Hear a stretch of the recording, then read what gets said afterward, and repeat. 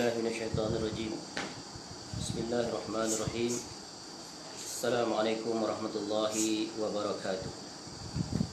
إن الحمد لله نحمده ونستعينه ونستغفره ونعوذ بالله من شرور أنفسنا ومن سيئات أعمالنا.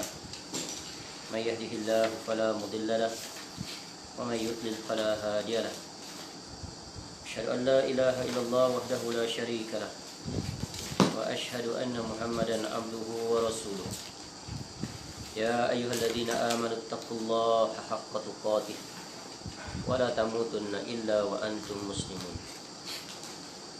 يا أيها الناس اتقوا ربكم الذي خلقكم من نفس واحدة وخلق منها زوجها وبث منهما رجالا كثيرا ونساء واتقوا الله الذي تساءلون به والأرحام إن الله كان عليكم رقيبا. يا أيها الذين آمنوا اتقوا الله وقولوا قولا سديدا يصلح لكم أعمالكم ويغفر لكم ذنوبكم ومن يطع الله ورسوله فقد فاز فوزا عظيما. أما بعد فإن أصدق الحديث كتاب الله وخير الهدي هدي محمد صلى الله عليه وسلم وشر الأمور محدثاتها وكل محدثة بدعة وكل بدعة ضلالة وكل ضلالة في النار. اللهم إنا نسألك علما نافعا.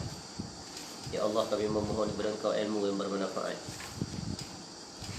wariskan thayyibah dan rezeki yang baik, wa amalan mutaqabbala dan amal yang diterima.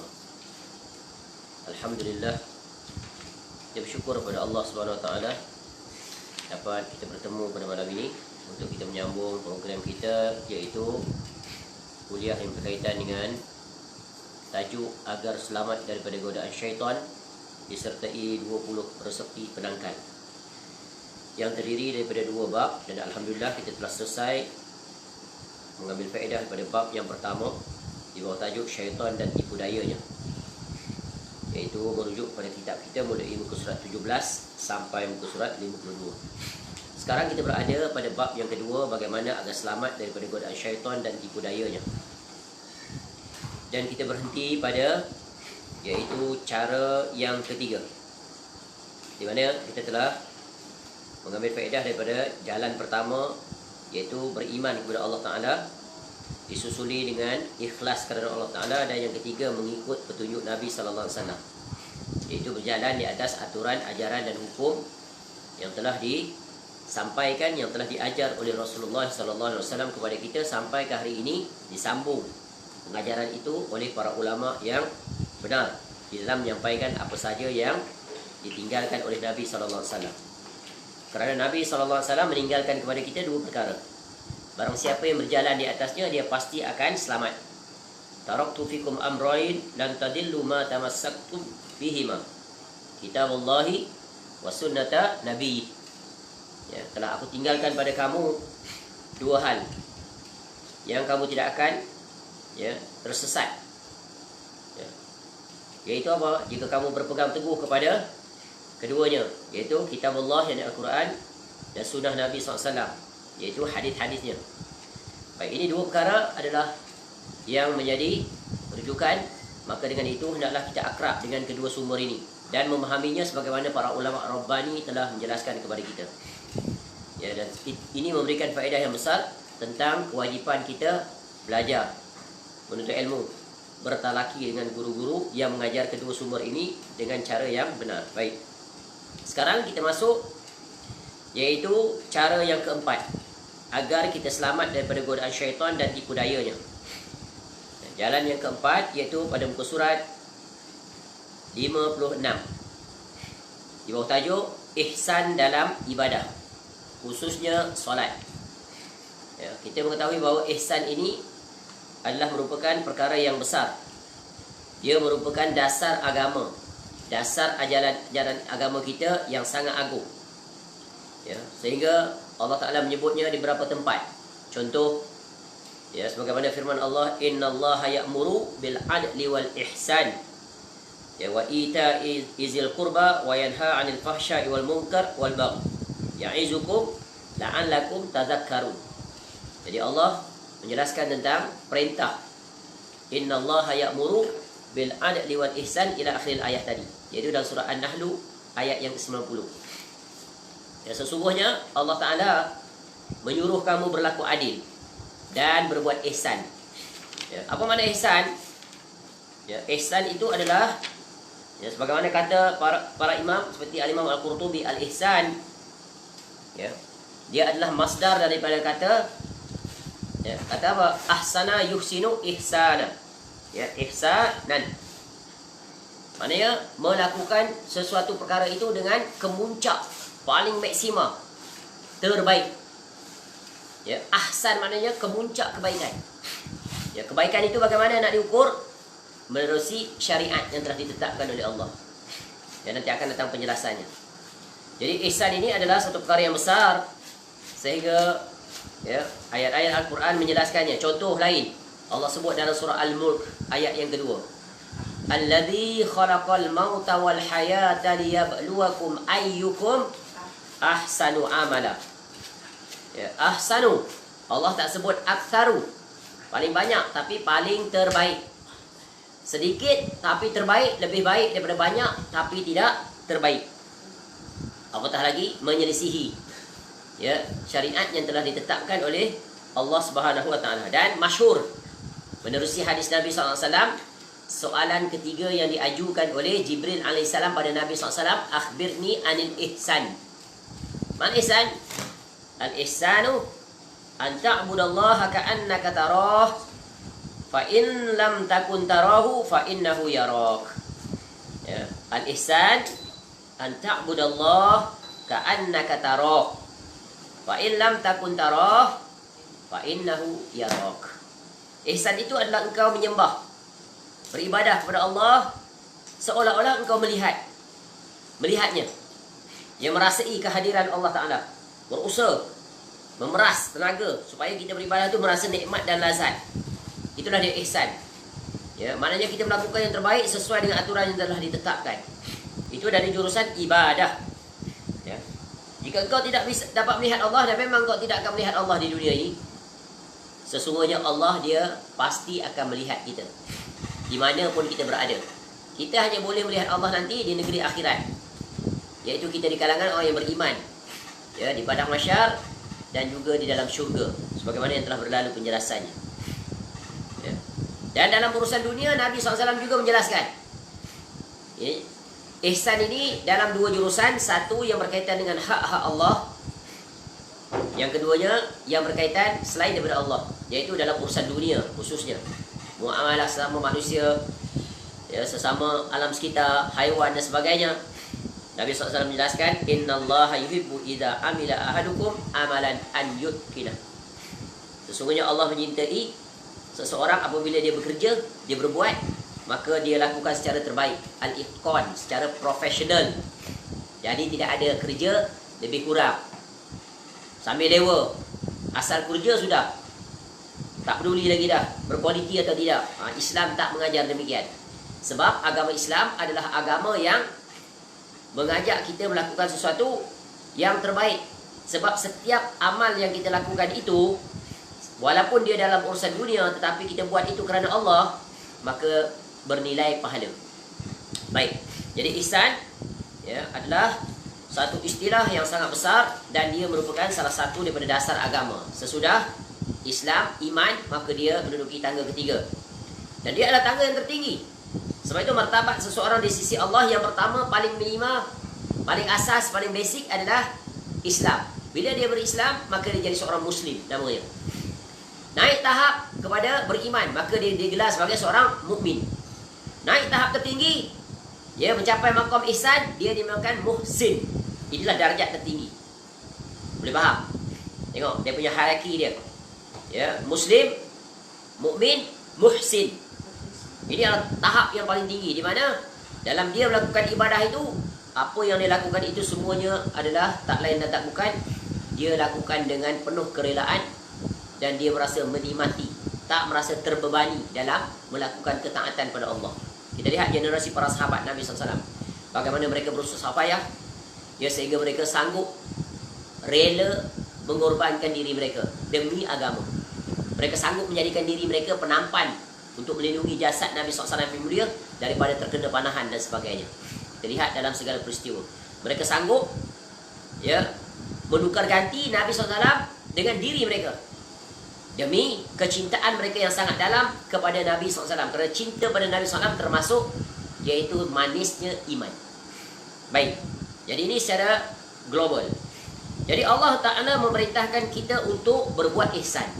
Dan ini senjata yang paling kuat memukul jatuh, ya, menghumbankan syaitan ke lubang yang paling dalam. Tak berjaya dia.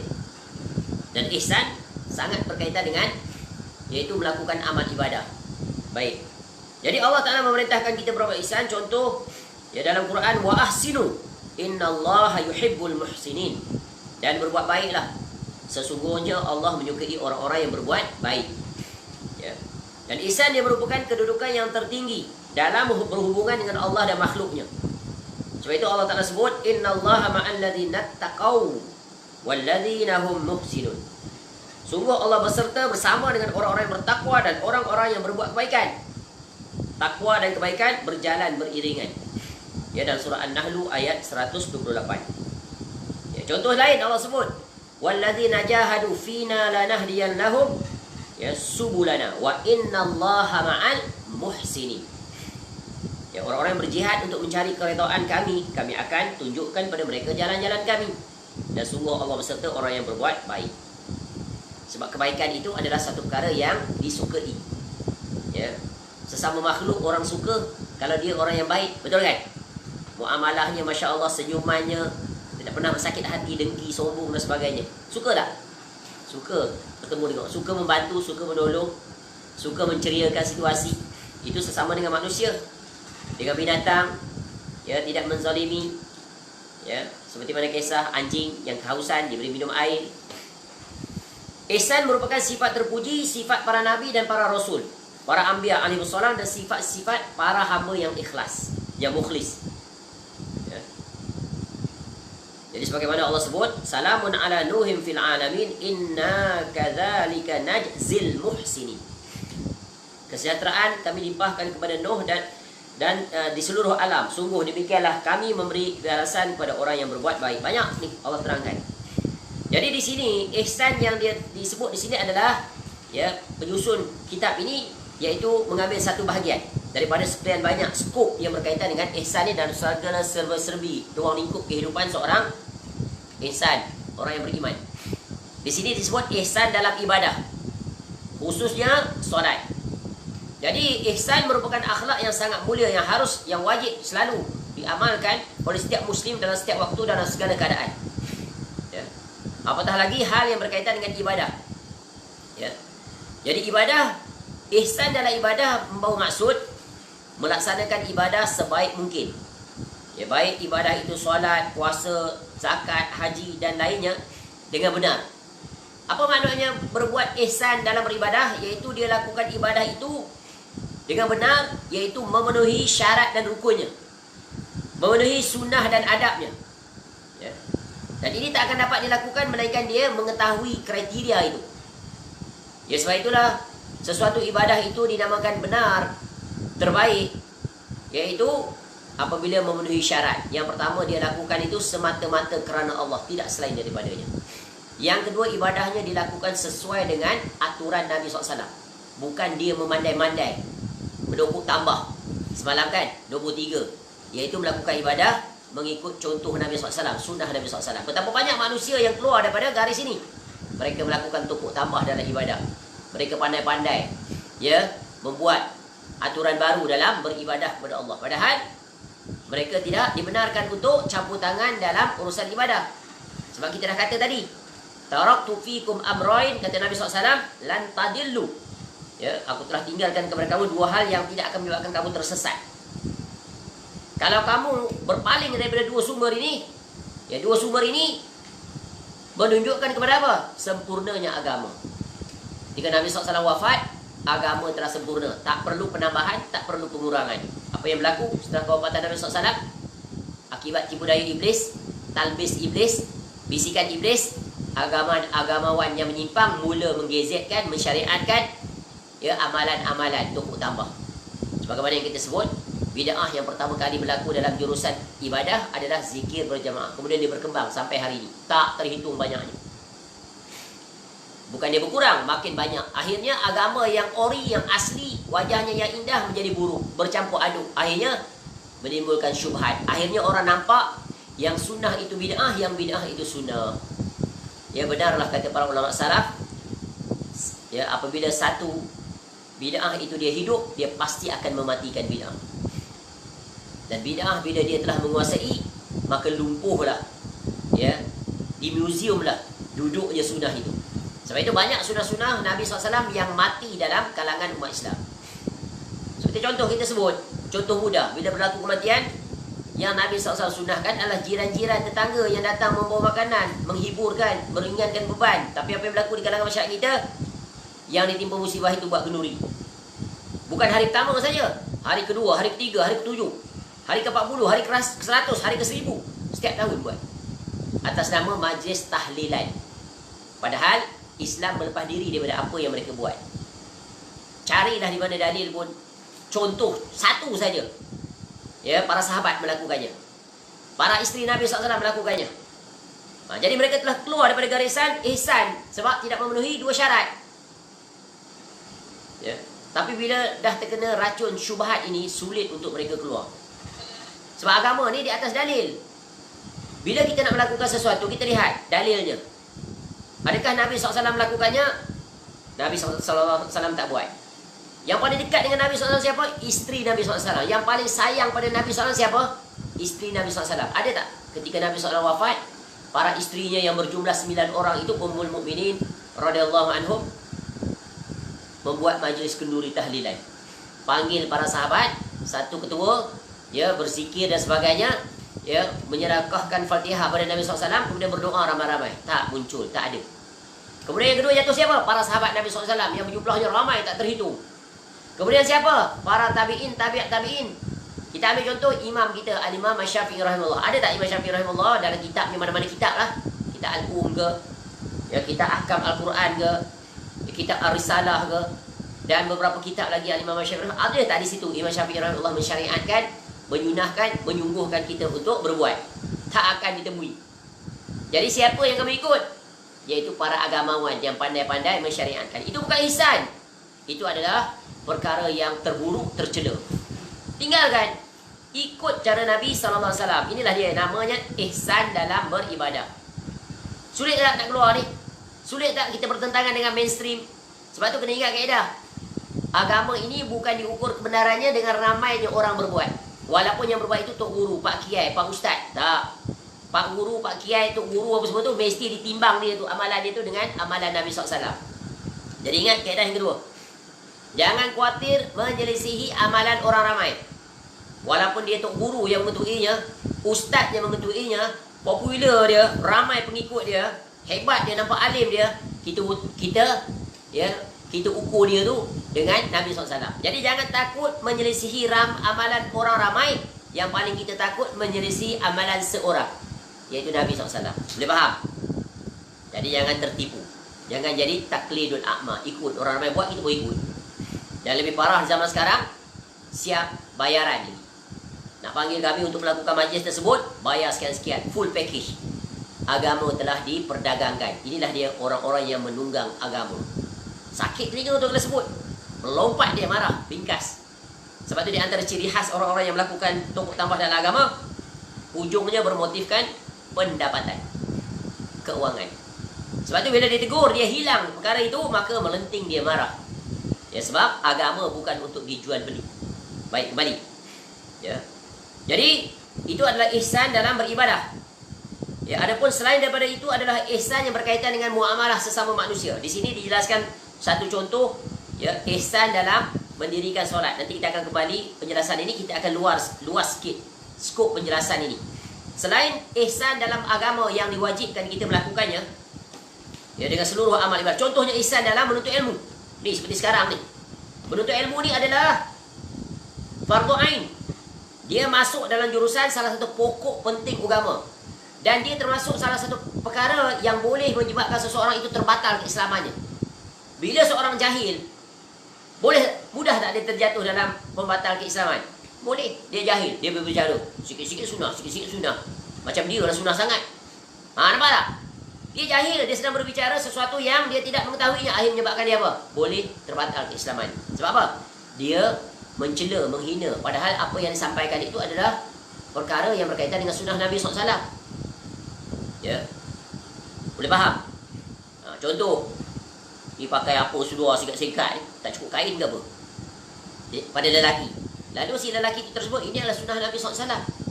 Nabi SAW penampilannya dalam berpakaian, ya, sarungnya, ya, jubahnya adalah di atas buku lali. Dan Nabi SAW bukan setakat di atas buku lali, di pertengahan betis dengan nampak putih betis Nabi SAW. Bacalah di mana-mana pun yang menjelaskan tentang pakaian Nabi SAW. Banyak hadis-hadis itu semua begitu. Tak ada mengatakan, oh, pakaian Nabi SAW melepasi buku lali. Dan Nabi SAW menyebutkan, ya, apa yang melebihi buku lali itu adalah tempatnya di neraka. Dan dalam banyak kes Nabi SAW sebut sombong. Sebabkan sombong ke neraka dia. Iaitu orang yang musbil nanti akan diumbankan ke dalam neraka. Sebab apa? Ya, dia sombong dengan pakaiannya. Tapi ada hadis yang tak menyebutkan ilahnya adalah sombong. Kalau kita katakan sombong, Nabi SAW layak untuk memakai melepasi buku lali. Sebab apa?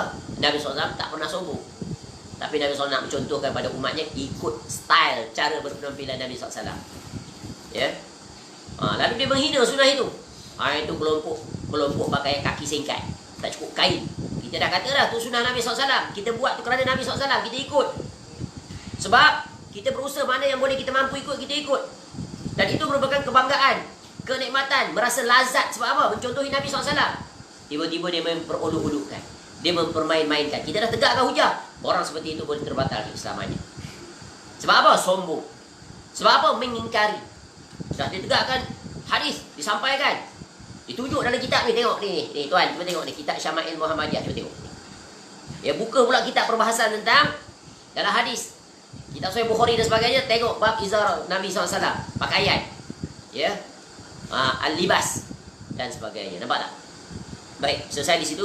Kita kembali kepada, selain daripada ihsan dalam beribadah, ada lagi ihsan yang berkaitan dengan sesama makhluk. Dan ihsan yang mula-mula sekali adalah dalam muamalah sama manusia adalah ihsan dengan orang tua, kedua ibu bapa, ya, iaitu dengan berbuat baik dan mentaati mereka selama mana mereka tidak menyimpang daripada ajaran Islam. Apa makna ihsan? Iaitu sentiasa berbuat baik, menyantuni mereka, terutamanya mereka telah lanjut usia, mendoakan mereka, ya, taat terhadap perintah mereka dan pelbagai lagi. Ya, itu secara ringkas. Yang kedua, berbuat ihsan pada karib kerabat. Ya, sebagaimana kita baca tadi kan, ayat tentang perintah Allah, innallaha ya'muru bil adli wal ihsan wa ita'i zil qurba wa yanha 'anil fahsya'i wal munkar wal baghi. Dan ada lagi ayat yang lain memerintahkan, ya, kedua ibu bapa, karib kerabat, yang jauh, yang dekat, jiran tetangga dan sebagainya, anak yatim. Tu karib kerabat. Ya, kemudian berbuat ihsan kepada anak yatim dengan menjaga harta mereka, menyantuni mereka, ya, kerana orang yang menjaga anak yatim, mereka akan dimuliakan oleh Allah di negeri akhirat, di syurga. Kemudian berbuat baik kepada kaum du'afa, fuqara wal masakin. Ya, banyak orang susah. Jangan kita kenyang satu hari, siang malam kenyang, makan tak berhenti, rupanya jiran kelaparan. Ambil tahu. Ya. Supaya kita boleh bantu. Kalau kita tak boleh bantu, kita cari orang lain untuk membantunya. Kita menjadi asbab, pihak pendengar. Kemudian berbuat ihsan kepada ibnu sabil, ya, iaitu orang yang berjalan di jalan Allah, seperti orang berjihad, orang menuntut ilmu. Dibantu mereka. Tempat-tempat pengajian yang menegakkan Quran dan Sunnah, kita bantu mereka, ya, supaya apa? Mereka boleh, ya, meneruskan kerja buat mereka tanpa perlu memikirkan susah payah untuk cari duit. Kalau tidak, terpenggalai kerjanya. Jadi para ustaz yang berada di madrasah-madrasah, ya, di ma'had-ma'had yang mengajar Quran dan Sunnah atas jalan Nabi SAW, mereka itulah nak kita bersegera membantu mereka. Itulah dia ihsan. Jangan tunggu mereka minta, macam minta sedekah, minta merayu bagai. Bagi. Kalau kamu tak mampu bagi, cari orang lain. Ingat, bersedekah tidak akan memufliskan kamu. Bersedekah akan menyebabkan kamu kaya. Kaya di mana? Yang paling utama, kaya di hati. Ya, Allah bagi kita maqam qanaah. Allah bagi kita nikmat, bukan mesti in return kita invest Best pula. Kita sedekah katakan 1,000, kita dapat 2,000. Tak, bukan itu rumus dia. Kita bersedekah 1,000, kita dapat keberkatan. Daripada mana? Doa orang yang kita sedekah. Allah bagi kita tenang, hidup lapang, istiqamah di atas agama, mati dalam husnul khatimah. Itu nikmat yang paling agung.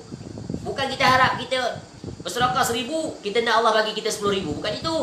Kita nak nikmat. Nikmat yang paling besar apa? Nikmat istiqamah di atas Quran dan Sunnah, agama yang betul. Itulah hidayah alal Islam, iaitu ala apa?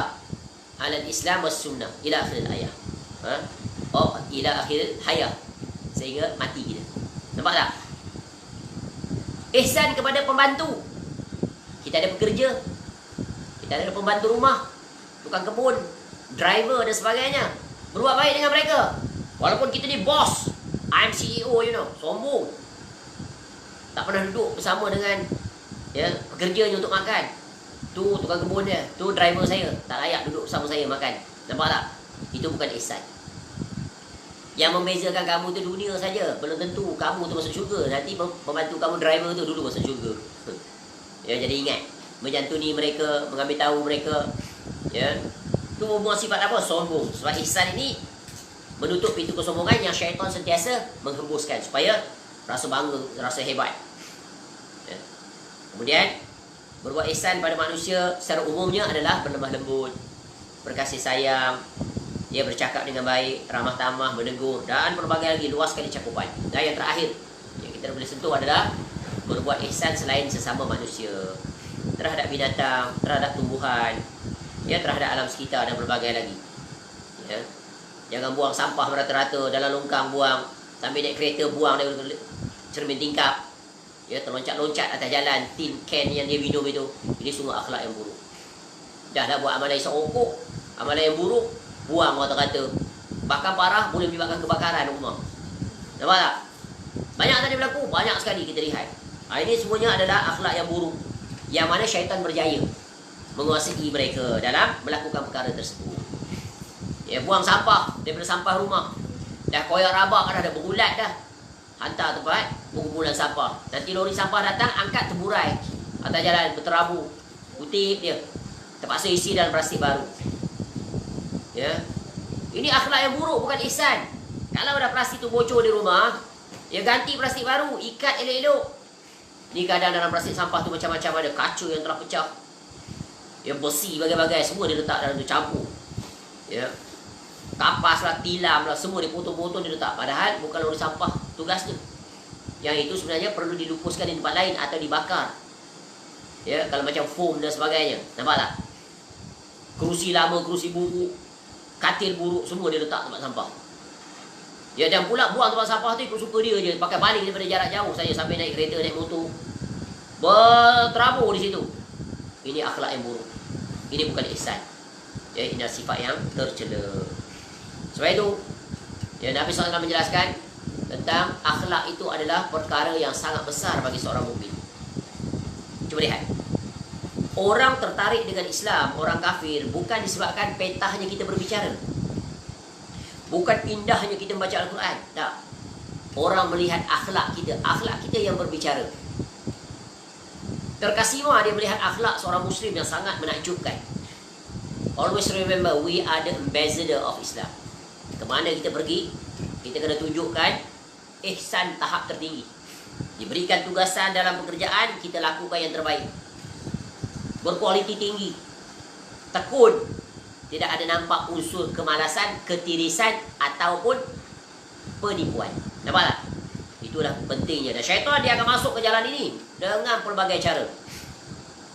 Orang yang bekerja dia kacau supaya malas, berdengki. Asyik aku aja duk buat, engkau lah buat. Asyik aku aja sedia baju, engkau tidur berdengkur sampai pukul 10. Asyik aku aja sapu ruang tamu. Dia duduk rehat je. Anak kesayangan tu anak kesayangan. Nampak tak? Ni siapa ni? Syaitan. Jangan tertipu. Lepas tu bergaduh, berkelahi. Lepas tu kawan balik. Tu syaitan semuanya. Ingat, bila kita emosi, marah, kita dah sebut sebelum ni, syaitan masuk melalui pintu marah, pintu dengki. Baik, kita lihat apa yang dikatakan di sini di bawah tajuk ihsan dalam ibadah, khususnya solat. Jadi pengarang meletakkan fokus utama pada solat.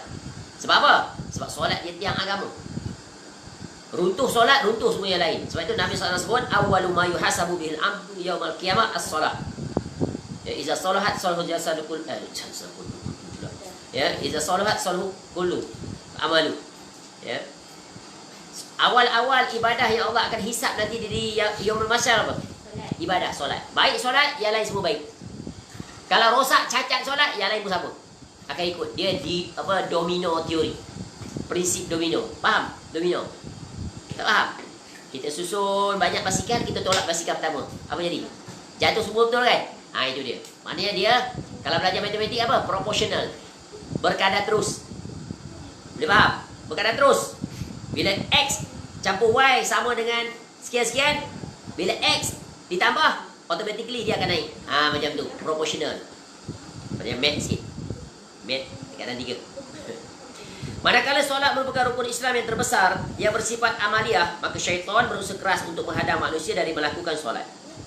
Kerana itulah, maka Al-Quran dan As-Sunnah memberikan perhatian yang besar terhadap solat. Di antaranya firman Allah Ta'ala, qad aflahal mu'minun alladzina hum fi salatihim khashi'un. Sesungguhnya beruntunglah orang-orang yang beriman, iaitu orang-orang yang khusyuk dalam solatnya.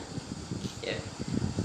Misi utama syaitan untuk menjauhkan manusia daripada mendirikan solat. Dan dia berjaya. Sebab ramai sekali orang yang namanya Islam tapi tak solat. Ramai. Badan sihat, segar bugar. Sadu lagi. Dekat pergi gym kuat dia. Angkat berat lagi kuat. Oi, exercise tak usah kira lah. Hari Sabtu Ahad sampai tengah hari kayuh basikal. Ya. Ataupun yang pergi gym malam-malam balik kerja terus pergi exercise, nak bina badan. Bagi turia otot-ototnya. Tapi solat yang 10 minit tak ada ke dia? Tak larat dia. Umur berapa? 30 tahun. Umur dah berapa? 40. Tak solat. Dia tak solat, isteri tak solat, anak-anak semua tak solat. Ini sungguh musibah malapetaka. Dia telah mempersiapkan dirinya untuk ke neraka kalau dia mati dalam keadaan begitu. Masalakakum fi saqar. Apa yang akan kamu masuk neraka saqar? Ya. Dulu di dunia tak solat. Itu dia. Nampak tak? Jadi ingat, orang yang tak mendirikan solat, Allah telah mempersiapkan tempat untuk kamu di mana? Di neraka. Sebab solat adalah hak Allah Ta'ala yang tak boleh dikompromi. Satu-satunya ibadah yang tidak boleh dikompromi, tak boleh ditinggalkan kecuali dalam keadaan apa? Ada uzur syar'i. Bagi wanita, haid, nifas. Bagi lelaki, dan umumnya, iaitu sama ada dia terlupa, dia gila, hilang akal. Kalau dia sakit, terbaring di hospital tapi masih waras, tetap kena solat walaupun anggota tubuh badan semuanya terikat, paralyzed, tapi mata boleh nampak, boleh tengok, mulut boleh bercakap, solat wajib. Hatta dalam hutan tersesat, terlanyar mogil dia, pakaian tak ada, habis dah rabak semua dah. Ya, tetap wajib solat dalam keadaan begitu. Nampak tak? Cuma dalam solat ini Allah bagi keringanan-keringanan yang sangat banyak. Jadi tak patut seseorang tak mendirikan solat. Kalau dia musafir, dia boleh ringkaskan 4 jadi 2. Dia boleh gabungkan jamak takhir atau jamak takdim. Ya, nampak tak? Kalau dia tak boleh solat berdiri, dia solat duduk. Tak boleh duduk, baring. Tak boleh macam mana pun, tak boleh menghadap kiblat, solatlah dalam keadaan itu. Nampak tak? Jadi apa lagi alasan? Ya. Hospital duduk, katil dia duduk. Tak boleh pusing katilnya. Duduk dia terbaring di situ. Solat dalam keadaan begitu. Ya. Tak boleh berwudu, tayamum. Tak boleh kedua-duanya, tetap solat. Faham? Ingat, sampai bila-bila. Sibuk macam mana pemesyuarat, urgent macam mana order daripada klien, masuk waktu, solat. Jangan mesyuarat melanggar waktu. Utamakan dunia berbanding perintah Allah. Seruan manusia diataskan daripada seruan Allah. Sungguh itu musibah. Tinggal satu solat saja tak akan dapat diganti dengan dunia dan seluruh isinya. Nampak tak? Jadi jangan bermudah-mudah dengan solat. Sulit macam mana pun tetap wajib. Ya. Boleh faham? Ya. Itu dari hukum jangan meninggalkan. Kemudian dari segi melakukan pula, syaitan ganggu lagi. Hari solat ni dia, syaitan datang. Lambat-lambatlah, relax-relax, tidur dulu. Ya. Kemudian dalam solat pula main-main. Ya. Bercakap-cakap dalam solat, usik sana, usik sini. Ya, itu syaitan. Boleh faham? Jadi berta'awuz, mohon pada Allah. Dah solat. Solat ni. Solat je lagi dia teringat coklat aku tadi aku simpan kat mana ni? Kakak aku curi ke apa? Kompleks ni. Kompleks aku ni kat mana ni? Aku dah simpan mana tiba-tiba tak ada pula ni. Lepas tu hilang. Ini mesti ni abang aku yang curi. Nampak tak? Contoh. Syaitan lah tu. Ya. Syaitan melalaikan. Kemudian solat pula. Kalau mak ayah tak ada, express. Allahu Akbar. Bismillahirrahmanirrahim. Allahu Akbar. Assalamualaikum. Rupanya 2 rakaat saja daripada 3. Nampak tak? Tapi Allah dia maha melihat. Sebab itu solat sebenarnya mengajar kita menjadi orang yang jujur. Kalau sesiapa yang jujur dengan Allah, maka dia pasti akan jujur dengan manusia.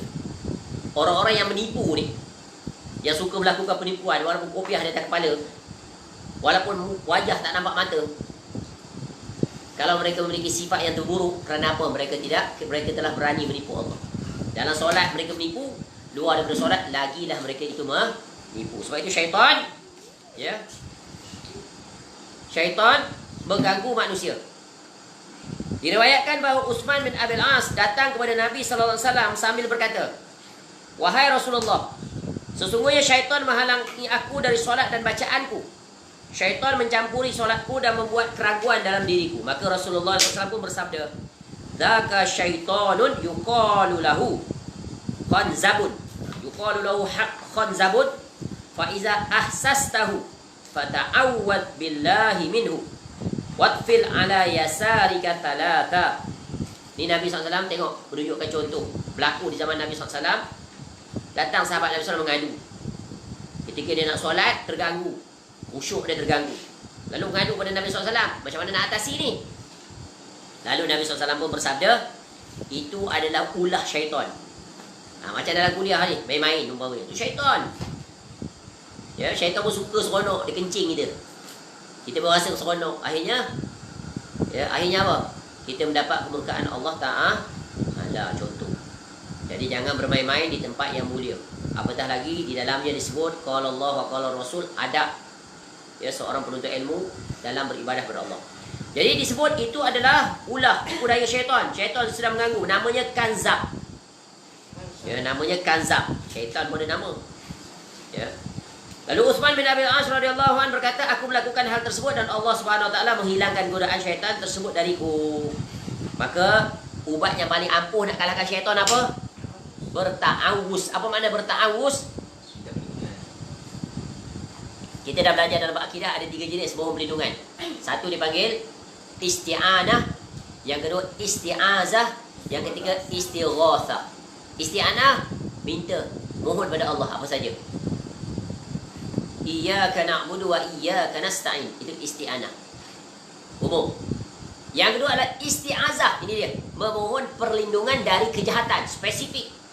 Tajuk minta itu adalah pada Allah agar dijauhi, dihindari daripada kejahatan.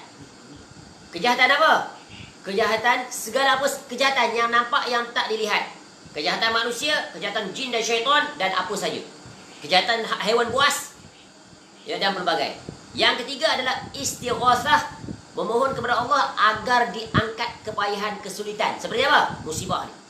Dia spesifik ke situ. Boleh faham? Dan meminta hanyalah meminta kepada Allah. Jangan meminta kepada makhluk. Apa syarat meminta kepada makhluk? Meminta kepada makhluk 4 syarat. Maka dia termasuk dalam bab yang dibenarkan. Kalau keluar daripada 4 syarat ini, maka membawa kepada kesyirikan. Yang pertama, minta pada makhluk, dia hidup. Mafhumnya, mukhalafahnya, tak boleh minta pada makhluk yang mati, manusia yang mati kalau minta. Sebab dia tak mendengar. Ya. Yang kedua, dia hadir. Hadir sama ada di depan kita atau dia boleh dihubungi. Melalui perantaraan orang ke, atau telefon ke, atau WhatsApp ke, email ke, boleh dihubungi dia. Dia bukan ghaib. Yang ketiga, iaitu tidak melanggari syariat. Faham? Kita minta dia jangan suruh dia mencuri ke, suruh pergi beli rokok ke, itu bukan perkara haram, dilarang. Yang keempat apa? Dia mampu melakukannya. Ni, kalau dipalingkan ini, meminta ini adalah bentuk apa? Meminta ini adalah sesuatu yang menjadi kekhususan bagi Allah. Allah Ta'ala saja yang mampu untuk menunaikannya. Kalau kita minta dipalingkan selain daripada itu, maka membawa kepada kekufuran. Apa contoh? Boleh tak minta pada makhluk agar kita dimurahkan rezeki? Boleh tak minta pada makhluk agar kita dipanjangkan umur? Boleh tak minta pada makhluk agar kita dipertemukan jodoh? Boleh tak minta pada makhluk agar kita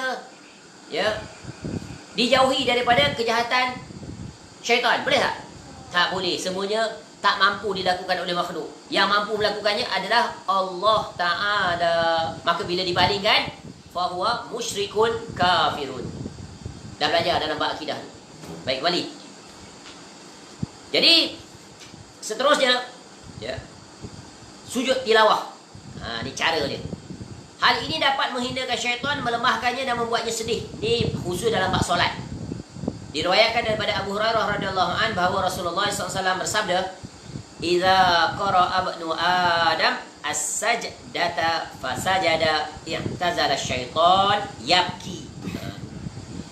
Yaqulu ya wailah, wa fi riwayati Abi Quraib ya waili umira ibnu Adam bis sujud fasajada falahul jannah wa umirtu bis sujud fa abaitu faliyadnar. Apabila anak Adam membaca ayat sajadah, kita dah belajar dalam mengakrabkan diri dengan Al-Quran, ada sekitar 14 hingga 15 surah. Yang apabila kita membacanya, kita akan bertemu dengan satu ayat yang berkaitan dengan sujud. Maka disunahkan untuk kita sujud. Dipanggil apa ni? Sujud sajadah atau sujud tilawah. Lalu ia sujud. Dalam Quran sekarang dah senang. Dalam Risal Usmani dia letak gambar masjid. Tu. Maka syaitan menjauhi sambil menangis. Lalu berkata, celaka aku ni. Anak Adam diperintahkan sujud, lalu dia pun bersujud dan baginya syurga. Sebab itu, di antara sunnah adab yang agung bila kita baca Quran, atau kita dengar orang baca Quran, sampai kepada ayat yang Allah menjelaskan tentang sujud, maka tidaklah kita sujud. Dengan itu kita telah berjaya mengalahkan syaitan dan kita membesarkan Allah Ta'ala. Syaitan menangis. Jadi kerja kita adalah membuatkan syaitan menangis. Jangan syaitan tu membuatkan kita menangis. Jangan terbalik. Celakalah aku ini. Anak Adam diperintahkan sujud, lalu dia pun bersujud dan baginya syurga. Tengok, besar tak sujud ini? Sujud menyebabkan masuk ke dalam syurga. Sedangkan aku diperintahkan untuk sujud, akan tetapi aku tidak sujud sehingga bagiku neraka. Boleh faham? Yang kedua adalah sujud sahwi. Jadi sujud kita telah belajar sebelum ni, ada berapa jenis sujud? 3. Sujud tilawah, sujud sahwi, satu lagi sujud syukur. 2 ni berkaitan dengan solat, berkaitan dengan Al-Quran. Satu lagi berkaitan dengan syukur di luar itu. Apa saja nikmat yang Allah bagi, sebagai tanda syukur kita sujud. Contoh dapat keputusan SPM anaknya 10A, 1A. 1A sujud dia. Jangan pula 1A tak sujud. Itu kufur nikmat nama dia. Ibu bapa ni masalah juga ni. Dia target anak dia dapat 3A, 4A. Tiba-tiba anak 1A pun tak ada. Masam muka. Boykot anak dia. Dah lah anak tu sedih, depress, stres. Patutnya dia kata apa? Tahniah. Ini hanya dunia saja, kecil. Small matter. Ini baru langkah permulaan, bukan perakhiran. Dan kejayaan seseorang bukan diukur dengan on paper cemerlang 10A. Bukan. Itu sebagai hanya motivasi, motivator.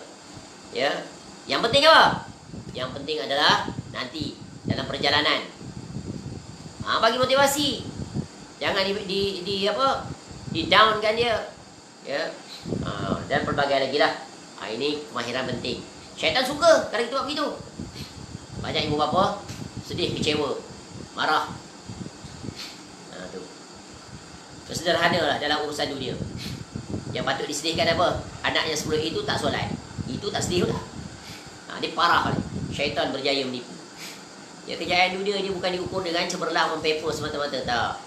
Betapa banyak orang yang tidak pandai, butuh huruf, tapi berjaya dalam meraih nikmat dunia. Betul kan? Betul atau tidak? Tengok toke-toke. Jadi billionaire. Sekolah pun tidak. Pendatang daripada negara China dulu sebelum merdeka. Nampak? Cakap Melayu pun tak pandai. Macam juga imigran kita pergi ke London tu. Pergi sana jadi orang kaya. Asal di Malaysia apa-apa ke dana. Sebab apa? Usaha keras. Barang siapa yang berusaha, Allah bagi. Ya. Sebab nak kaya, nak senang nikmat dunia ni bukan atas kertas, tapi melalui usaha, berniaga dan pelbagai lagi. Adapun kelulusan, dia bonus. Adapun kelulusan, dia untuk perkara-perkara tertentu, takhasus. Nak jadi doktor, nak jadi engineer, kena ada lah sijil tu. Tapi nak jadi kaya, lambat. Betul kan? Jadi engineer gaji mula-mula barangkali 2,000 saja. Apatah di zaman sekarang. Nak naik gaji ke 5,000, 6,000, tunggu umur 20 tahun. Ya. Tapi kalau dia kerja jual burger je, satu hari katakan 100 dia dapat jualan, 30 hari tak 3,000. Dia cerdas pula. Ni orang cerdas di situ. Yang tadi cerdas on paper, dia tak cerdas on paper, tapi dia cerdas on practicality. Dia buka 2 cawangan, dia buka 2 stall burger, dia buka 3 stall burger, dia buka 5 stall burger. Berapa kalau 5 kali 3,000 berapa? Berapa? 5 kali 3,000, 15,000. Sama dengan gaji orang yang dah kerja nak pencen. Ada ijazah, nampak tak? Dalam masa yang sangat singkat dia, umur 16 tahun, 17 tahun, 18 tahun, dia jadi toki. Itu baru burger. Belum yang lain. Dia orang cerdas. Apatah zaman sekarang, jual apa saja orang beli. Jual basuh bunga beli, jual pokok bunga beli, ya, jual benih tebu orang beli, jual ayam, jual itik, semua jual, semua boleh orang beli. Melalui platform Shopee, Lazada, bagai-bagai. Nampak tak? Bahkan barang pun bukan dia punya, dia jadi orang tengah aja. Tu cerdas. Jadi jangan kecewa kelulusan kalau tak dapat A. Don't worry, don't be sad. Masih ada langkah jauh lagi untuk buat improvement. Masya-Allah. Tapi yang patut disedihkan apa? Ni bab solat ni. Anak pandai tak solat, anak tak pandai tak solat, satu perkara yang sangat menyedihkan. Sebab nanti di akhirat Allah akan tanya tanggungjawab kamu, wahai ibu bapa, wahai anak-anak. Baik. Sujud sahwi. Syaitan sentiasa berusaha merosak solat seseorang sehingga dia lupa jumlah rakaat yang telah ia lakukan. Apabila dia melakukan sujud sahwi, maka sujud tersebut berfungsi sebagai penambal, penampung, to cover up. Ya. Dan penyempurna solat yang diganggu oleh syaitan tersebut hinggalah dia sangat sedih. Jadi sebab itu nak mengalahkan syaitan ni, Allah tunjuk jalan. Solat ukur berapa rakaat tadi dah. Kalau seorang-seorang payahlah. Kalau berjemaah boleh ditegur. Lepas bagi salam, Tok Imam ni baru 3 rakaat, tak cukup 1. Atau Tok Imam terlebih lah. Atau 4, Tok Imam lajak sampai 6. Boleh sampai 6 Tok Imam. Ya. Dia terawang-rawang waktu dia solat. Maka caranya bagaimana? Lakukan sujud sahwi. Sama ada sebelum bagi salam atau selepas bagi salam, tergantung dia lupa tu di mana. Apa yang dia lupa. Nampak tak? Ni kalau tak ada ilmu macam mana? Tak ada ilmu, kita tegur dia, imam tu pergi solat semula pula. Padahal cukup dengan, ya, kalau dia kurang rakaat, tambah dia bangun solat, tambah 1 rakaat, kemudian sujud sahwi. Ya, syaitan pun terpukul, kalah dia. Kemudian seterusnya, melepaskan tali syaitan dengan solat. Rasulullah SAW bersabda, ya, syaitan membuat 3 ikatan di hujung kepala salah seorang di antara kamu ketika dia tidur. Yaqidu syaitanu ala qafiyati ra'si ahadikum. Bila seorang tidur, syaitan dia akan buat 3 ikatan. Dia ikat kat kepala salah seorang di antara kita. Setiap kita yang tidur ni, ya, setiap ikatan dibuat, syaitan berkata, bila dia buat ikatan, dia ada doa juga dia pun. Dia ada mentera dia baca. Ya. Tu salasa muqadin. 3 ikatan. Iza nama bikulli uqdatin yadribu alaika lailan tawilan. Tu. Ikatan pertama, tidurlah engkau sepanjang malam, dibuat mimpi-mimpi indah. Ya. Tu. Fa iza staiqaza fa zakarallahu, ya, ikhallat uqdatan. Tu. Wa iza tawaddaa, apabila dia berwuduk, bukan dia mula tadi, apabila, ya, dia bangun, ya, fazakarallah, dia pun berzikir pada Allah, maka apa akibat? Terlepaslah ikatan tu, ya, ikhallat uqdatan, ya.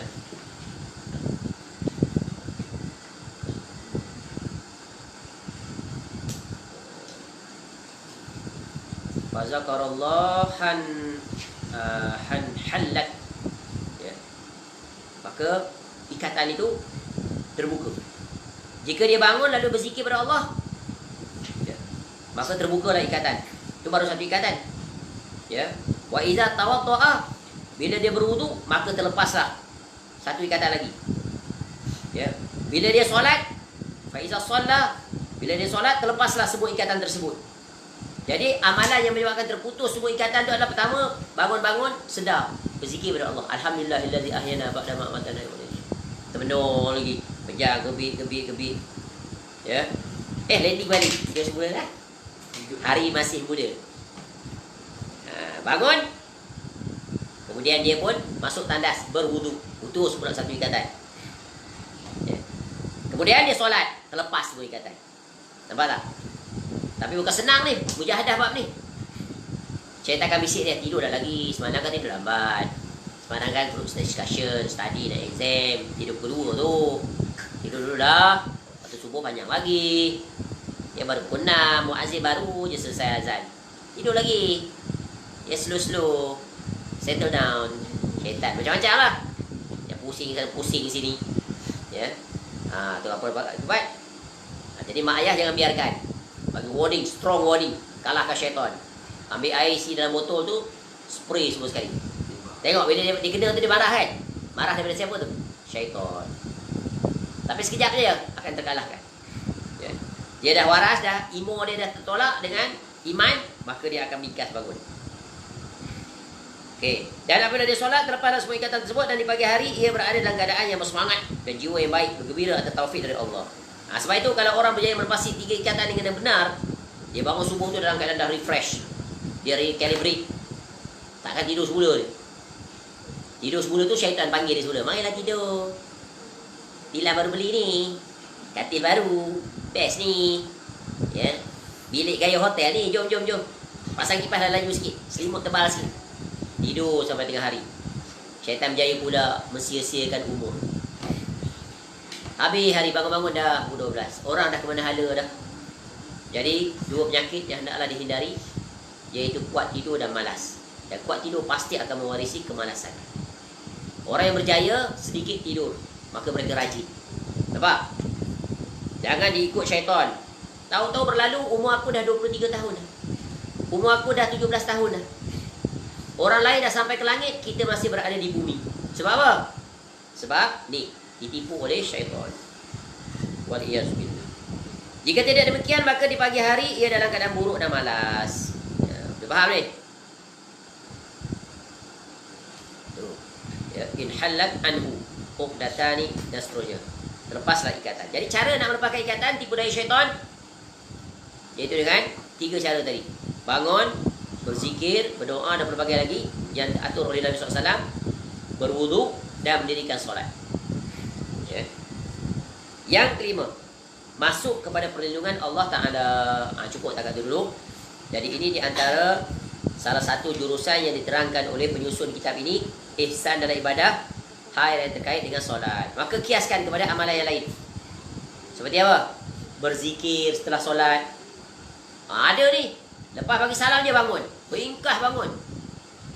Tak pergi mana entah. Nak pergi kerja, tak kerja lagi. Nak pergi sekolah, sekolah tak buka lagi. Nak pergi mana tu? Nak pergi ke bantal busuk dia. Nak tidur. Jadi ingat, kena lawan. Kalau kita nak tidur bila? Nanti tengah hari. Kaidullah. Tidur waktu itu. Kaidullah. Tidur. Setengah jam, sejam sebelum datang subuh. Refresh badan kita balik. Faham? Itu Nabi SAW ajar.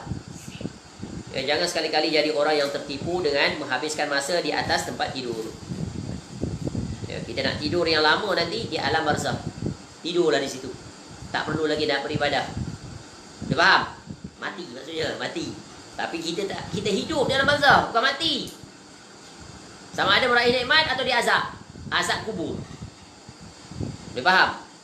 Jadi sebab itu kena faham bab-bab ini. Ini semuanya adalah berkaitan dengan iman. Orang yang kuat imannya akan tak terkalahkan oleh syaitan. Dia akan berjaya, dia tahu ni tipu dari syaitan. Ini aku sembang waktu kuliah ni, aku tidur waktu kuliah ni. Ini bukan daripada iman ni. Kalau iman ni tak akan benarkan perkara itu berlaku. Ni dia syaitan. Sahih. Maka berta'awuz. Ya, dia faham? Alah ni ayah aku mengajar, aku tahu dah kenal ayah aku. Benda tu boleh ceramah lama dah dengar, tak payah dengar lah. Biar aku duduk dapur. kena tarik ke, minum biskut ke, sembang-sembang, nampak tak? Itu syaitan semuanya dan kita pasti akan menyesal. Kalau aku duduk kuliah ayahku ni sejak daripada awal sampai sekarang aku jadi ustazah. Nampak tak? Masa berlalu. Itu contoh. Contoh di mana? Sini. Bukan tempat lain. Dia faham? Bayangkan kita baca kitab ni bacaan. Nanti balik sekolah boleh mengajar kawan-kawan kat sekolah. Mari sini aku nak ajar. Jangan kita tertipu dengan syaitan. Inna syaitana lakum adu fattakhizu adu. Nampak tak? Weh, Maisah, awak boleh mengajar ya. Cikgu nak belajar lah. Ustazah pun tak belajar lagi ni. Nampak tak? Ni tak. Habis kita. Tapi kosong. Hampa. Rugi tak? Rugi. Sebab tu kalau kita belajar dengan benar, sebab tu kita belajar ada kitab. Supaya kita buat catatan. Ya, nanti kita boleh mengajar orang lain. Allah pasti akan berikan bila kita ada keinginan. Allah akan limpahkan kita ilmu, Allah akan limpahkan kita kefahaman. Kemudian Allah akan menggerakkan kita. Kemudian akan ada orang yang digerakkan hatinya panggil kita untuk bagi kuliah. Nampak tak? Allah dah atur. Tapi kalau tidak ada objektif seperti itu, ayahku nanti aku belajar kat universiti aku belajar nanti aku jadi ustazah, aku jadi ustaz. Tak akan temui perkara begitu. Nampak tak? Dan memang itu adalah perkara yang sepatutnya kita beri perhatian. Ya, tak perlu pergi jauh. Nak belajar dalam rumah. Tak pun orang lain daripada jauh-jauh belajar. Bersungguh. Nampak tak ni? Jangan sia-siakan usia. Sepatutnya dah belajar dia dah boleh jadi ustazah. Dah jadi ustaz dah. Berapa kitab dah habis ni? Kitab yang ke-6 ni. Dalam silsilah akidah sahihah. Ingat, kitab yang ke-6 dah. Sepanjang PKP. Itu belum lagi tadabbur Quran dan berbagai lagi yang lain. Masya Allah, kalau kita bersungguh, Masya Allah, kita akan pasti meraih hidayah. Allah akan bagi. Sebab ya, Allah bagi nikmat kepada hamba-hambanya yang betul-betul berjalan kepadanya. Sebab tu tadi kita baca ayat apa? Walladzina jahadu fina lanahdiyannahum subulana wa innallaha lama'al muhsinin. Ni prinsip penting ni. Dan orang yang berjihad untuk mencari keredaan kami akan tunjukkan pada mereka jalan-jalan kami. Sebab itu kita lihat orang tu dia tak belajar agama secara formal, tak masuk universiti, tak ada jurusan agama, tapi dia boleh menjadi ahli agama. Bahkan lebih mengungguli orang yang belajar, menghabiskan usia je sekolah agama, masuk universiti ambil jurusan agama. Tiba-tiba kawan tu belajar bukan jurusan agama, tapi Masya Allah ilmunya ia menyamai bahkan melebihi. Sebab apa? Sebab dia ikhlas untuk menuntut ilmu. Allah bagi padanya ilmu. Ingat, satu ilmu menerusi jalan menuntut ilmu. Satu lagi jalan menerusi apa? Wattaqullah wa yu'allimukumullah. Allah sebut. Bertakwalah kepada Allah, Allah akan ajari kamu ilmu. Bagaimana Allah mengajari? Allah bagi kita faham. Allah bagi kita cinta. Duduk dalam majlis ilmu kita faham. Ya, dan boleh kita huraikan. Dan kemudian Allah bagi kita gerak hati untuk kita melakukan pelajaran kendiri. Beli kitab, baca kitab. Habis masa kita seusia. Ya, beli kitab, tengok sana, tengok sini, baca sana, buat catatan, tulis dan sebagainya. Ya, kitab ni penuh tulisan ni. Kitab kecil ni, tulis sana, tulis sini. Penuh dobit ni, banyak dobit banyak. Nampak? Tulis. Nanti sampai masanya akan sangat berguna. Nanti kita ada anak, dia berumah tangga, kewajiban kita mendidik anak-anak kita. Apa yang nak diajar? Inilah kitab yang ayah aku ajar dulu. Mai sini nak belajar satu-satu. Tapi kalau tak buat catatan, tak tulis, main-main waktu kuliah, apa yang akan kita dapat? Sia-sia umurnya. Maka apa yang kita dapat? Kerugian. Wal asr innal insana lafi khusr. Ya, sebab itu bila kita belajar mesti ada matlamat. Ya Allah, satu hari nanti aku nak jadi muallim. Supaya dengan itu rangkaian networking aku akan bertambah luas. Pahala yang aku akan dapat ketika aku istirahat di alam barzah berjalan automatik, autopilot, 24 hours masuk semuanya. Dulu kita tanam modal banyak ni, tu namanya ROI, return of investment. Orang yang bijak cerdas dia begitu. Nampak? Jangan habis usia tiba-tiba hampa. Umur aku dah 50 dah, apa yang aku buat selama ni? Tak ada jasa apa-apa. Kalau aku mati, apalah yang akan sampai kepada aku daripada amalan aku sewaktu di dunia? Tak nampak apa. Tengok-tengok jiran sebelah, ya Allah, banyak pahala dia, nikmatnya dia, bestnya dia. Analogi di dunia, betul kan? Tengok banding dengan jiran kita contohnya. Ya Allah, dia tu kerja apa? Tidak. Pagi-pagi sapu sampah, pergi makan ayam. Tu kerja. Yang dia tu pagi gelap-gelap keluar dah kerja, balik malam. Tapi jauh beza. Yang kawan tadi banyaknya aktiviti dia boleh buat. Ya. He or she own and manage he or her time. Dia tak diatur oleh orang, dia sendiri mengatur. Ada masa dia boleh pergi masjid, pergi kuliah. Ya. Yang kawan tu diatur oleh orang lain. Itu perbandingan. Nanti kalau di alam barzakh lagi lah nikmat. Bercurah-curah pahala datang daripada anak-anaknya yang soleh, daripada pahala orang lain yang mendapat manfaat daripadanya, berusi sedekahnya, wakafnya, ilmunya, pelbagai. Nampak? Boleh faham ni? Kena ingatkan ni. Ya, understand? Tu ingat. Ni pesanan supaya jangan menyesal. Gunakan kesempatan sebab masa yang berlalu tak akan boleh diulang lagi. Masa sifatnya cepat. Nak menyesal sekarang, jangan menyesal nanti. Ya, tiada berguna lagi. Wallahu a'lam. Mudah-mudahan Allah menjadikan kita orang yang pandai mendapat waktu, bersungguh-sungguh di dalam hal-hal yang bernilai ibadah dan memberi manfaat ketika mana kita berdiri di hadapan Allah. Ya, semoga Allah Ta'ala menjadikan kita orang yang tetap istiqamah, bersungguh-sungguh, menetapkan objektif yang jelas, ya, menjadi orang yang berguna di mana pun berada, khairun nas anfa'uhum linnas, dan menjadi orang yang beruntung ketika berada di alam akhirat. Dan kemuncaknya, ya, semoga kita dapat bersama dengan golongan yang berjaya, yaitu bersama dengan Rasulullah sallallahu alaihi wasallam di dalam syurga, ma'alladzina an'amta 'alaihim minan nabiyyin was-siddiqin wasyuhada'i was-salihin wa hasuna ulaika rafiqa. Wallahu a'lam. Subhanakallahumma wa bihamdika asyhadu an la ilaha illa anta astaghfiruka wa atubu ilaik. Wassallallahu ala nabiyyina Muhammad wa ala alihi washabbihi wasallam. Wa akhiru da'wana alhamdulillahi rabbil alamin. Assalamualaikum warahmatullahi wabarakatuh.